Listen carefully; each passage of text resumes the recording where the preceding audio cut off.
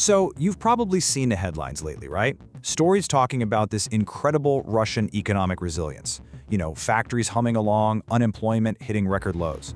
And it begs a really fascinating, highly consequential question. How exactly has an economy facing literally the most unprecedented, comprehensive sanctions in modern history managed to just avoid a total collapse? Like, are things really as robust as they seem on the surface? Well, to figure out what's actually going on, we're unpacking a brilliant new report called The Endgame, published by the Kiel Institute for the World Economy. We're going to dive impartially into the hard data provided in this report to reveal the true underlying mechanics of a war economy. No politics, no spin here, just a direct look at the macroeconomic realities that are keeping this entire system afloat. Welcome to The Explainer. I am super thrilled to dig into this data with you today.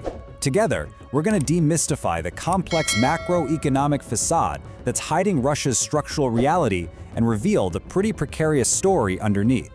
Here's our roadmap for today. We're covering the economic illusion, hidden debt and empty buffers, China's partnership, microchips and washing machines, energy windfalls, and finally, the policy endgame. Let's get right into it. Okay, Section 1, the Russian economic illusion, or as we might call it, the rotting foundation. Now, headline growth actually looks really impressive. It's driven by a massive 44% year-on-year increase in government spending that we saw registered by March 2026. But actually, scratch that. It's a classic Keynesian growth illusion. That means the government is essentially just printing and spending money on the military to artificially inflate demand. What you get is a two-track economy. War industries absolutely explode, while the civilian sector just starves. Fixed investment outside the military is essentially at a standstill right now. And you have to listen to this incredibly stark admission from Elvira Nabiullina, the governor of Russia's central bank. She said, when virtually the entire labor force is employed, the economy cannot grow faster than labor productivity. So while a 2.1% unemployment rate sounds great on paper, in this context it's actually a symptom of a severe labor drought. Because practically everyone is employed, often in the military or defense sectors, the civilian economy literally cannot grow. Combine that with a central bank policy rate implying double-digit real interest rates, and you've got a system operating at the absolute limit of its productive capacity. Moving to Section 2, hidden debt and empty buffers. Basically, how on earth are they paying for all of this? Well, Russia entered the war with a massive rainy day fund to absorb economic shocks. Before 2022, its liquid assets in the National Wealth Fund sat pretty comfortably at 6.5% of GDP. Today, that number has completely plummeted to just 1.8%. Their primary fiscal cushion, the very fund designed to keep them insulated from global markets, is essentially gone. So without that cushion, where is the money actually coming from? The answer is a massive, hidden 34 trillion rubles in corporate debt. The burden of war financing has been quietly shoved right under the table onto businesses and banks. Russian companies are spending way more than they earn, heavily driven by bank loans directed specifically at war-related industries. Problem loans are rising, and the financial system is increasingly exposed to a really dangerous deterioration in asset quality. Which brings us to Section 3, China's asymmetric partnership. This is where things turn into a bit of an asymmetric trap. The geopolitical pivot here is just wild. The European Union's share of Russian exports completely collapsed, from 38% pre-invasion all the way down to just 7%. Meanwhile, Asia's share surged to 81%. Because Russia lost its diverse Western markets, it's basically become a captive supplier of commodities to a single dominant buyer, China. And because they literally have nowhere else to go, Russia is forced to accept deep discounts on its oil, gas, and minerals. But, it's not just about what Russia exports, it's about what it desperately needs to import. Let's talk about common high priority or CHP items. These are 50 specific product codes that are absolutely critical to the Russian military-industrial complex. We're talking things like CNC machine tools and microelectronics. Russia now relies on China for over 80% of these vital dual-use imports. They've essentially traded a dependence on Europe for a profound structural dependence on Beijing. All right, Section 4. Microchips and washing machines. Let's look at sanctions, circumvention. Let's make all this abstract data incredibly tangible. Take microchips, critical military tech.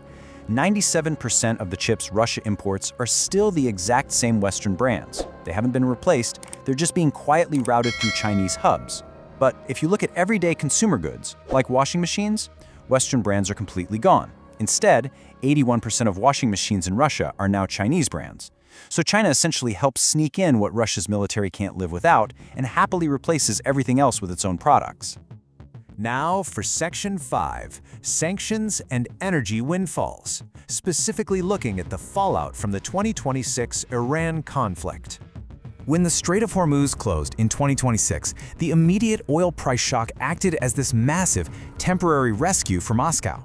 Their budget deficit had alarmingly hit 90% of its full-year plan in just 2 months. But the resulting price surge provided a potential revenue windfall ranging anywhere from $84 to $252 billion. That basically pulled a desperately bleeding budget right back from the brink. But here is the absolute structural limit that the Kiel Institute emphasizes, and this is a crucial takeaway for us. Paper profits cannot print material. Even with billions in new energy revenues, international sanctions remain firmly in place. Russia has immense difficulty turning those paper profits into the critical, high-tech physical goods its military actually needs to function.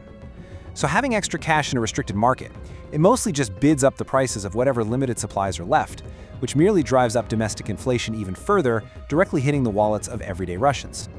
Finally, we've reached Section 6, the policy endgame. Let's talk actionable steps. The most potent tool the West has right now is the enforcement of secondary sanctions. This means placing penalties on third-party entities like Chinese financial institutions that facilitate trade with Russia. And why does this work? Because Chinese banks value their access to global, dollar-denominated Western markets far, far more than their business with Russia. The data actually proves that when threatened with secondary sanctions, major Chinese banks have repeatedly curtailed or even suspended payments from Russian counterparties, which creates massive, expensive bottlenecks for Moscow. So here's the specific policy agenda recommended by the report to turn that economic pressure into a durable change in Russia's strategic calculus. First, aggressively enforce oil price caps and physically monitor the shadow tanker fleet that evades them. Second, systemically tighten export controls by linking Chinese firms' access to European markets directly to their compliance. And third, implement a Ukraine support tariff, a levy on any remaining Western trade with Russia, designed to extract a share of Russia's export rents and directly fund Ukraine's defense and reconstruction. Which brings us to our final, defining question. We've seen how Russia has survived by trading its Western markets for Chinese dependency. We've seen the hollowed-out wealth funds and the surging hidden corporate debt. So you have to ask, has the very economic scaffolding keeping the Russian war economy alive today permanently trapped it as a subordinate to Beijing? Will this asymmetric reliance ultimately cost Russia its geopolitical sovereignty? It's a truly fascinating and provocative reality to consider as this endgame continues to unfold.